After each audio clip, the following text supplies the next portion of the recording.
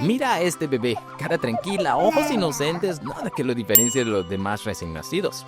Si lo vieras en una foto antigua, probablemente pensarías, este niño crecerá para ser un hombre común, quizás un artista o quizás un trabajador más. Pero no. Ese pequeño terminaría siendo uno de los personajes más temidos y destructivos de la historia. ¿Cómo se pasa de ser un niño mimado a convertirse en el rostro del odio? Hoy vamos a recorrer los primeros años de Adolfo Hitler. Un camino lleno de contradicciones, pérdidas y frustraciones que sembraron las semillas de lo que vendría después. Prepárate porque la historia no es solo oscura, también está llena de giros inesperados, momentos casi cómicos de lo absurdo que era su familia y tragedias que parecen sacadas de una novela. Sí, Adolfo Hitler nació en un pequeño pueblo del Imperio Austrohúngaro. Su familia ya venía cargada de dramas. Su padre, Alois, era un funcionario de aduanas, serio, rígido y con un temperamento explosivo. ¿Qué mira, bobo? Anda para allá, bobo. Anda para allá. Pero también era un hombre con una vida personal enredadísima. Primero se casó con una mujer mayor y adinerada, pero casi de inmediato empezó a engañarla con una sirviente joven. Cuando su esposa enfermó, él esperó a que muriera para poder casarse con la amante. Después, volvió a enredarse con una prima mucho más joven y linda, llamada Clara, quien terminaría siendo la madre de Hitler.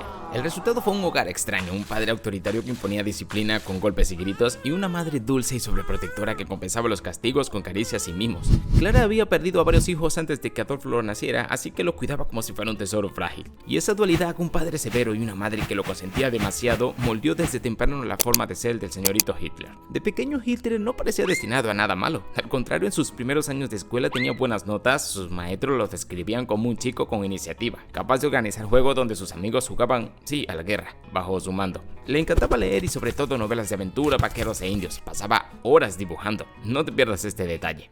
Era popular entre sus compañeros y parecía que podía destacar en varias cosas. Pero poco a poco su imagen de niño ejemplar se fue torciendo. Empezó a rebelarse contra las reglas, lo atraparon fumando en secreto, organizaba travesuras contra huertos cercanos y lo más llamativo, molestaba a un profesor religioso con gestos que mostraban su simpatía por la idea de una gran Alemania. Cada acto de rebeldía terminaba igual, su padre lo castigaba con dureza. El conflicto más grande en casa no era por las travesuras, sino por el futuro. Padre Alois quería que Adolfo siguiera sus pasos como funcionario público, con trabajo estable, seguro, con uniforme y por supuesto salario garantizado. Pero el joven Hitler soñaba con otra cosa. Él quería ser artista, pintar, dibujar y vivir de su creatividad. Un día su padre le dijo con firmeza, hijo, algún día serás un gran funcionario del Estado. A lo que Adolfo respondió, no papá, yo seré un artista y volaré alto como las águilas. Imagínate la escena, Adolf, un hombre cuadrado y orgulloso frente a un hijo soñador que rechaza el camino seguro. La discusión se volvió un muro entre ellos. El padre ya mayor terminó riéndose de la idea de Hitler y poco después murió de una hemorragia pulmonar. Hitler quedó sin esa figura de autoridad, pero no creo que le haría falta porque esa relación era muy conflictiva. Cuando Adolfo tenía apenas 10 años vivió un golpe duro, la muerte de su hermano menor por sarampión. El pequeño era su compañero de juegos y perderlo lo dejó destrozado. Vecinos contaban que después de la tragedia Hitler empezó a mostrar comportamientos extraños, pasaba horas hablando solo y subía al cementerio de noche para mirar las estrellas. Parecía vivir su vida en su propio mundo. Su rendimiento escolar cayó en picada. Lo trataron como un campesino ignorante en el colegio de la ciudad. Repitió cursos y cada vez se interesaba menos en las materias. Lo único que le importaba era leer y dibujar. Mientras tanto, su madre lo protegía y lo mimaba aún más, preocupada por su salud y su fragilidad emocional. Era como si todo girara en torno a él. Cuando tenía 16 años, Adolf dejó la escuela sin terminar. Se convenció de que sería pintor y se preparó para ingresar a la Academia de Bellas Artes en Viena. En 1907 viajó con ilusión a presentar el examen. Pero, ¿cuál fue el resultado? Fracaso absoluto. Los evaluadores le dijeron que no tenía talento suficiente. Hombre, esto fue idiota de tu parte. Lo fueras aceptado y nos hubiésemos ahorrado tanto dolor. Regresó desanimado a casa, pero con su madre enferma de cáncer pasó meses cuidándola hasta su muerte. Y esa fue probablemente la pérdida más dolorosa de su vida. El médico que la atendió dijo que nunca había visto a alguien llorar con tanta desesperación como a Hitler en ese momento. Huérfano, volvió a Viena decidido a probar suerte otra vez en la academia, pero volvió a ser rechazado. Sus sueños artísticos se desmoronaban. Sin estudios, sin familia y sin dinero, Hitler cayó en la miseria.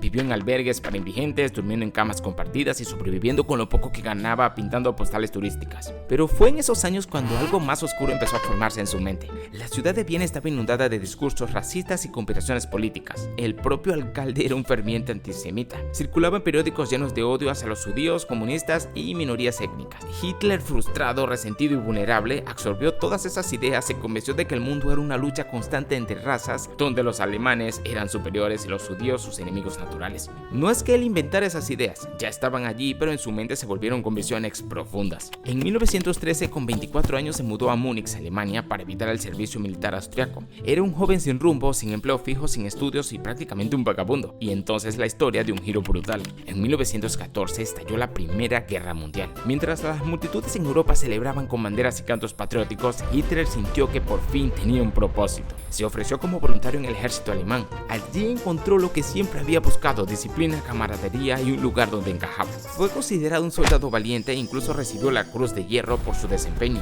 Vivió experiencias terribles, pero para él esos años fueron los mejores de su vida. Por Dios, por primera vez sentía que pertenecía a algo más grande. Pero también estuvo cerca de la muerte varias veces. En 1916 fue herido por un proyectil y enviado a recuperarse en Alemania. En 1918, poco antes de que terminara la guerra, fue víctima de un ataque con gas mostaza que lo dejó temporalmente ciego. Mientras se recuperaba en el hospital, llegó la noticia: Alemania había perdido la guerra. El Tratado de Versalles impuso reparaciones millonarias, redujo el ejército y obligó a entregar territorios. Fue una humillación nacional. Hitler, que veía en la guerra su propósito de vida, no aceptó la derrota. Abrazó la teoría de la puñalada por la espalda, la idea de que comunistas y judíos habían traicionado a Alemania desde adentro, sembrando descontento y propaganda antimilitar. Ese resentimiento se convirtió en el motor de su vida política. Así terminó la juventud de Adolf Hitler, de niño consentido por su madre y golpeado por su padre, adolescente rebelde y artista frustrado, hasta convertirse en un joven resentido que encontró en la guerra un propósito y en la derrota un enemigo al que culpar. Si algo nos enseña esta primera parte de la historia de Hitler, es que los grandes villanos no aparecen de la nada, se forman poco a poco entre heridas y obsesiones y un contexto que alimenta sus peores ideas. Solo déjame saber en los comentarios si quieres ver una segunda parte, y también que si te gustó el video dale like, suscríbete y compártelo con todo el mundo. Tenemos muchas más historias por contar, historias duras sí, pero necesarias. Nos vemos en el próximo, chao.